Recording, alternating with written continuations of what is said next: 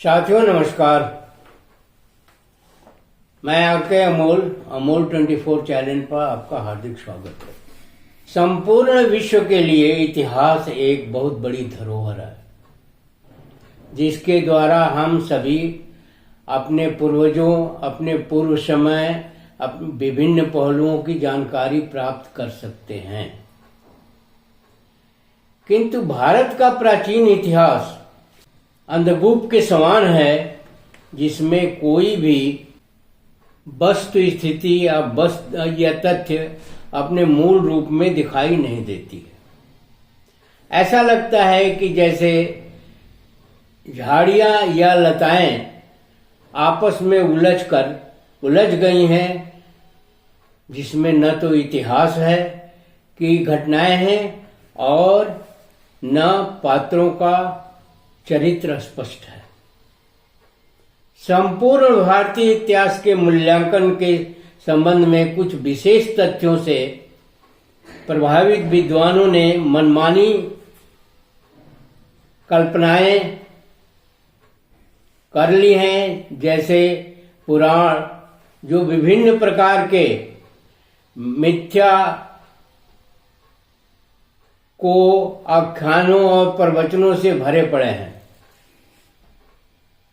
कहा जाता है कि जो इतिहास से सबक नहीं सीखते, उन्हें इतिहास सबक सिखाता है। ये 100% सही है। अब इतिहास के 300 वर्षों के इतिहास के संबंध में चर्चा कर रहे हैं, जो 1526 से 1707 के बीच का है, और ये मुगलों का पीरियड है, जब मुगल यहाँ बाबर 1526 में आया और उसका अंतिम शासक औरंगजेब 1707 में उसकी मृत्यु हुई।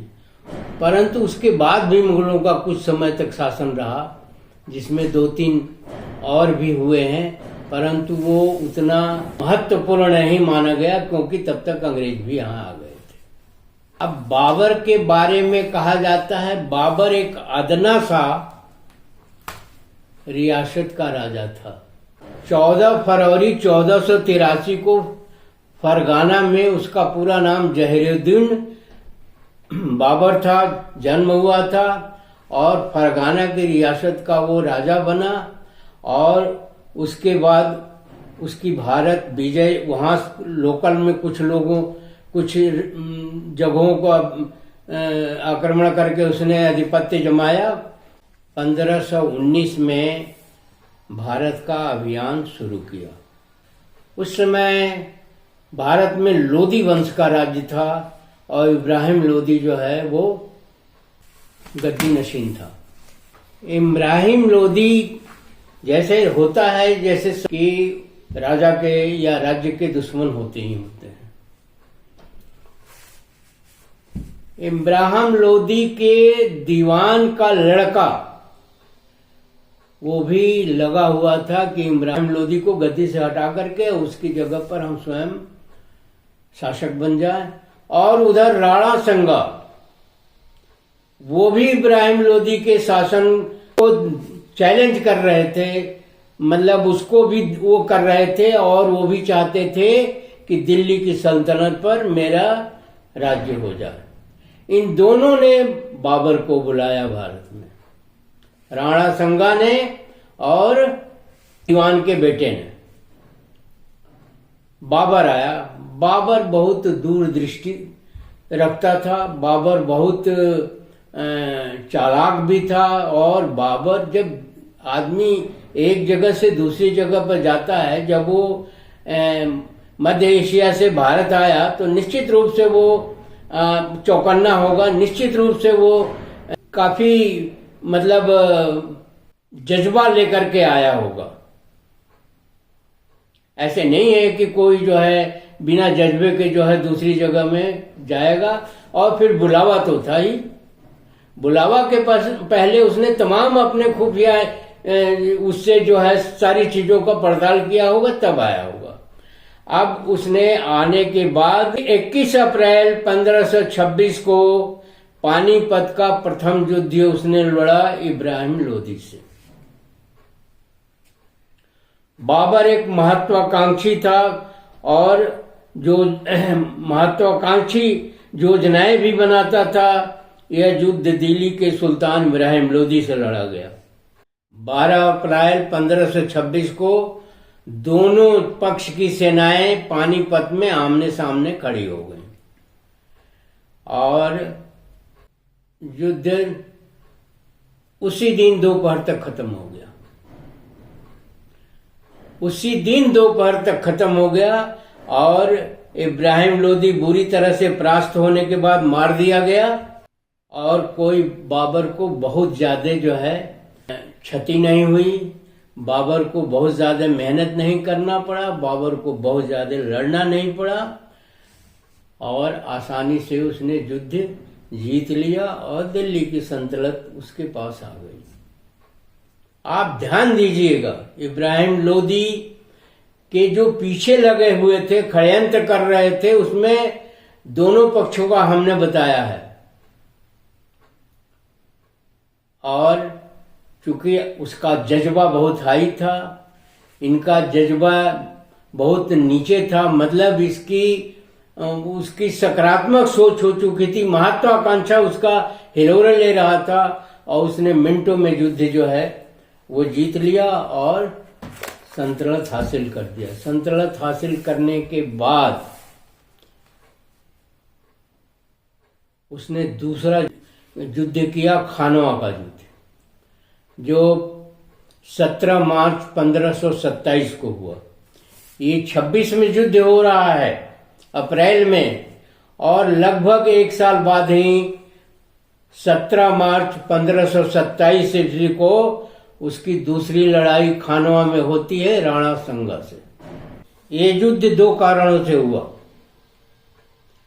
समझौते के अनुसार राणा संगा को इब्राहिम लोदी के साथ युद्ध में राणा संगा को बाबर का सहयोग करना था। राणा संगा ने वो सहयोग नहीं किया। दूसरी चीज थी कि राणा संगा बाबर को दिल्ली का बादशाह नहीं मानते थे। इन 2 कारणों से ही राणा संगा और बाबर में युद्ध हुआ। खानवा में 17 मार्च 1527 को, और इस युद्ध में राणा संगा बुरी तरह घायल हुए, हार गए और आगे जो होता है हार के बाद वो आप जानते हैं। राणा संगा बुरी तरह से घायल हुए, बाद में उनकी मृत्यु हो गई और बाबर के अंदर एक आत्मविश्वास जागृत हुआ और धीरे धीरे वो भारत का शासक बन गया। ये दोनों युद्ध निर्णायक युद्ध हैं, ये दोनों तथ्य निर्णायक हैं और इससे भारत का पतन हुआ और पतन के बाद पतन ही होता गया और बाबर यहीं बस गया और उसकी काफी पुश्तों ने शासन किया और उसके बाद जो है उनकी सत्ता कमजोर हुई तो अंग्रेज आए और इस तरह से भारत की गुलामी की अवधि बढ़ती गई और वो चलते चलते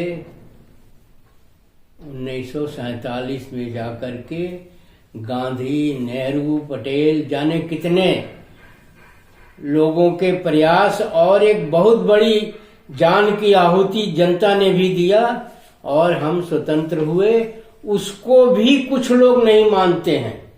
इस देश में सिरफुरों की संख्या बहुत ज्यादा है, जिसकी वजह से हम गुलाम हुए और जिसकी वजह से अब फिर पुनः हम पुराने ढर्रे में चले जा रहे हैं।